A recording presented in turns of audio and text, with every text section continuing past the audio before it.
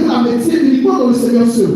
Votre gloire, elle doit s'enraciner dans le Seigneur. Elle doit être mue par la pensée que c'est le Seigneur qui vous donne tout, c'est le Seigneur qui réalise. Autrement dit, vous tombez dans l'orgueil, vous tombez dans la faute et vous tombez dans la déchéance. Comme cet homme qui pense que parce qu'il a prêché un peu, les gens étaient contents.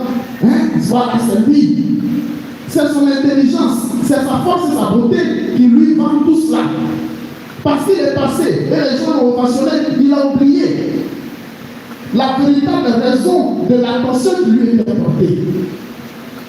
Quand je dis cela, je m'adresse à toi qui est responsable de communauté, à toi qui est chef responsable de CEP, à toi qui agit dans l'église, toi qui es associé à l'œuvre de salut du Seigneur. N'oublie pas que tout ce que tu as, tout ce que tu es, tu le dois à la force, à la grâce, à la bonté, à la grandeur de Dieu. La deuxième maladie, comme j'ai dit, ce dimanche nous éclaire sur ces deux extrêmes. C'est l'apathie, ce que j'appelle l'apathie spirituelle. Les capacités, parce que nous sommes timorés de notre histoire, notre passé ou notre existence nous brise les mains, nous brise les pieds, nous empêche d'agir pour le Seigneur. Oh, moi, je suis trop pécheur, je ne peux pas, je peux rien faire pour le Seigneur. Ça, c'est pour les autres là-bas. Quand eux, ils prient tellement bien, c'est tellement doux à entendre, c'est tellement joli à entendre, c'est tellement agréable à entendre. Moi, je n'ai pas ma place dans la maison du Seigneur. J'ai venu, je vais faire ma messe doucement, je vais rentrer à la maison doucement. Voilà, frères et sœurs, l'autre danger qui nous guette. Cette paresse spirituelle, cette incapacité d'entrer dans l'audace spirituelle pour dire, Seigneur, j'ai des limites. Ces limites-là, je les présente devant toi pour que toi, tu les effaces et que tu sublimes mes qualités. C'est ce que c'est pour dire. Ce qui est faible, c'est ce que le Seigneur a choisi pour confondre ceux-là qui sont forts.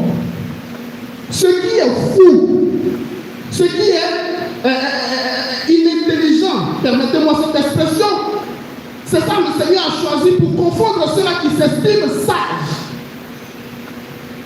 Ce qui est délaissé est moins que rien. C'est ce que le Seigneur a pris pour le présenter et confondre ceux-là qui s'estiment être glorieux. Quand je dis cela, je pense à ces jeunes que j'accompagne chaque jour dans cette démarche de discernement vocationnel.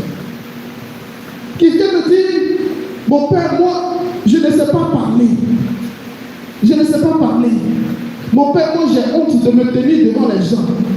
Je lui dis, mais attends, tu penses que tout ce qui est fait là, tous ceux qui sont là, qui agissent dans la maison du Seigneur et au-delà, tu penses que c'est eux-mêmes, ce sont leurs propres forces? Oh. Sinon, autrement dit, où serait la place de Dieu dans leur vie? J'ai un enfant qui me disait, lui ne veut pas continuer au grand séminaire. Un enfant que j'accompagnais au petit séminaire, il ne veut pas continuer au grand séminaire parce que quand il regarde ses amis, il voit que ses amis sont à l'aise. Quand ils montent au cœur, ils sont tellement à l'aise comme dans leur maison. Et lui, quand il monte, il tremble, il n'arrive pas à prendre la parole de Dieu. Je dis que justement, c'est de toi que le Seigneur a besoin. Justement, mon enfant, c'est de toi que le Seigneur a besoin. Combien sont ces prêtres-là qui n'arrivent même pas à enchaîner 1, 2, 3 phrases au début de leur formation? Mais au terme de leur formation, ils sont des lumières de conversion pour le peuple. Aujourd'hui, mon frère, ma soeur, en ce 4e dimanche, entre dans cette logique de l'audace. L'audace qui est soutenue par l'offrande de ta vie.